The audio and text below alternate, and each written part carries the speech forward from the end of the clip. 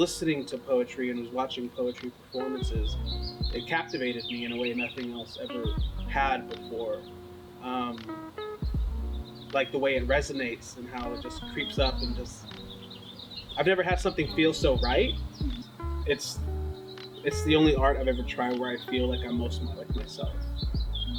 I grew up in Tulare, California, which is like smack dab in the middle of the state. Kind of like the halfway point between Sacramento and LA. But yeah, really small conservative town, grew up in a church.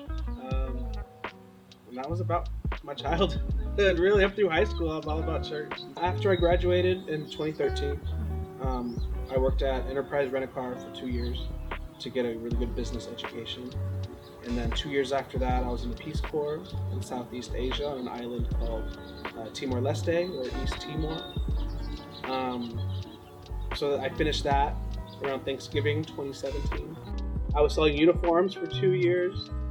And then after that, I got the big dream sales job I had always wanted, the company car and the international territory. I sell in Mexico as well. And so it's like I had everything that I wanted or was working towards. But then, once I found art, or once art found me, it's just like, it doesn't matter. Over COVID, I started writing more. And I was trying to write like a regular nonfiction book, but I couldn't. I just couldn't do it. And then I just stumbled into poetry, and that seemed like a very natural outlet for me. And it was the most helpful as far as, getting things onto the page that I couldn't really conceptualize in my mind. I had to play with it with the words a little bit to finally put it all together, But for the most part, poetry really came to me, and ever since then, it's like consumed me. I'd say about half the time I'll journal. I'll do morning pages, just the 3 pages of stream of consciousness, just to get, all the housekeeping in order. And then from there, I'll have an idea of a poem.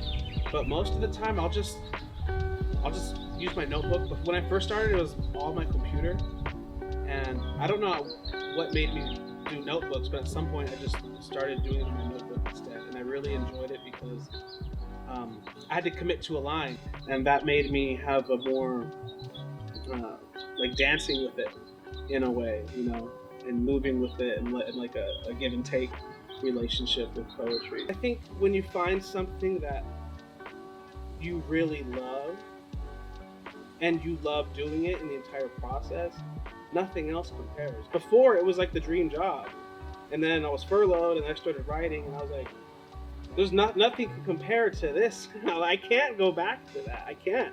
Take the company car, take them. I don't care. So it just occurred to me that I didn't join sales for a career. I joined sales for the education, and I've been doing it for 4 or 6 years now. It's like I've learned all I can from it, from working. So now I got to make it work for me. I think what a lot of people write about poetry is transformation, and that's what I've gotten a lot from it, like emotional and mental transformation and stuff like that. But I think what it ultimately gave me was confidence in myself and in my own worth as a human being. And so I want my art to be able to inspire someone, to have them consider what is for them.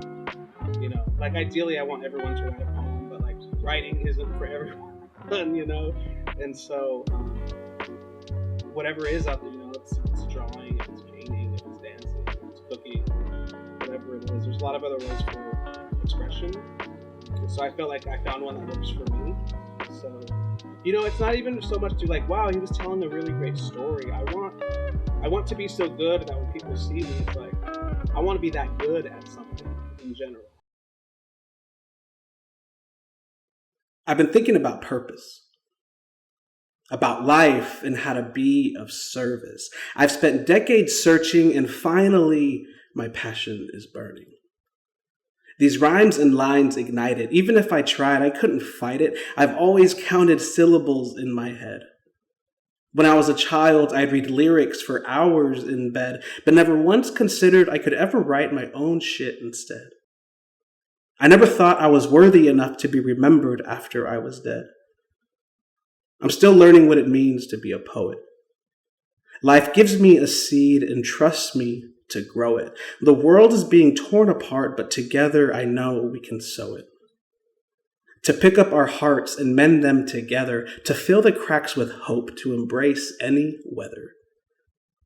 I want rain to pour blessings over the land, to flood our fears and turn them into sand. We'd all grab our pain to watch it fall through our fingers, to let it all go and not let it linger. We'd sit at the ocean and listen to the sounds, getting lost in our truth, but never needing to be found. Our trauma has feelings too, but it needs to know it's one with you. You don't have to avoid it or destroy it. The point is to transform it, to turn it into something new, to let it be the most beautiful part of you. If I could help everyone write a poem, I would. I'd open their eyes so that they'd see they could, but I never want them to feel like they should. If writing isn't for them, that's all good. Poetry is one of 1,000 ways to express. Hell, drawing, dancing can help reveal what's suppressed. We were all born with a voice. How it's used is our most important choice. To know you can do anything you set out to achieve, just be willing to roll up your sleeves.